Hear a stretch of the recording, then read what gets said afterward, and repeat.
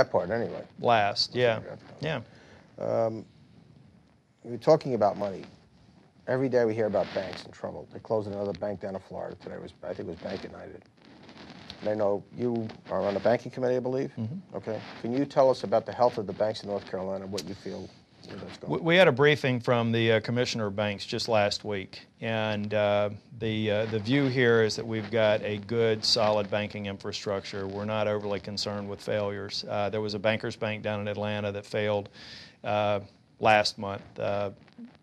There were reasons for it, but if you take a look at the community bank system here, and the big banks like a Bank of America, BB&T, First Citizens, they're all looking good. There's nothing that we see that would lead us to believe that we've got a serious problem with our banking infrastructure. The biggest challenge that we may have is to make sure that we don't let the regulatory pendulum swing and constrain them too much. I'm absolutely convinced one of the things that banks will do to really start moving capital more freely, and it's not moving as freely as people would lead you to believe. You know, the regulators do want people to loan money, but there are a lot of strings attached and prohibitions that really limit just how much can be lent now.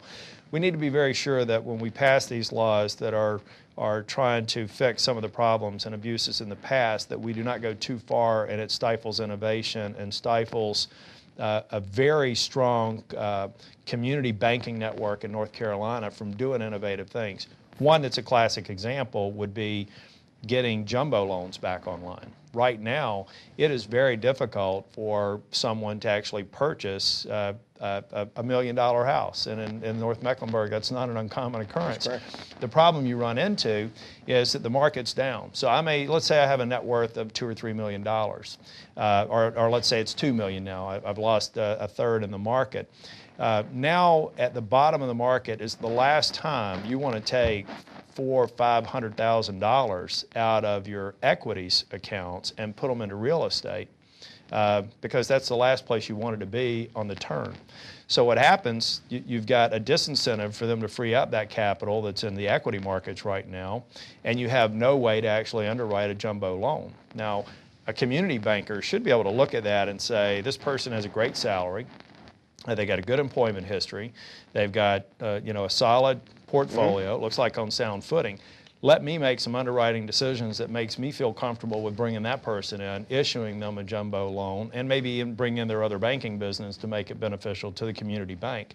We've got to be absolutely certain that the interplay of all these new banking regulations would not prohibit that sort of thing from happening. So you're saying the community banks are being stifled from making those kind of decisions? They are. They're having to be very careful. I know a lot of them are looking at it now, but they're wondering whether or not they can do it, or they're trying to be sure that they do it in a way that would not subject them to undue scrutiny and make it not worth their while.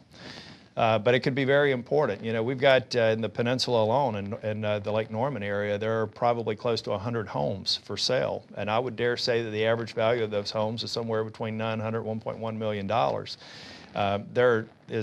There are not a lot of opportunities to go out and get those loans unless someone's going to pay cash, or they are willing to make what I would consider to be an unsound financial decision to take their money out of equities right now. Well, I'm seeing a problem between the $300 and $1 million homes. And the problem is just people can't qualify. Now with people losing their jobs, you have a break in the change of the employment history, so now you have another issue that comes up. And of course, everybody, as you mentioned, the equity's being depleted, so their assets are going down, so now they don't have enough money to put down. I mean, that's right. Really becoming a problem. That's right, and that's why I think the community banks are so critical. Those are people who see and touch, shake the hands of their customers. Right. They have a very different set of data, an additional set of data to the underwriting data and all the other things that they need to build financial relationships. We can't lose that. Yeah, I think it's very important. Very important. We're going to take a short break. We're going to talk a little bit more about, actually a lot more about, because I know you have a lot to say about a lot of issues in the state. So we'll be back shortly. Thank you. We'll be right back.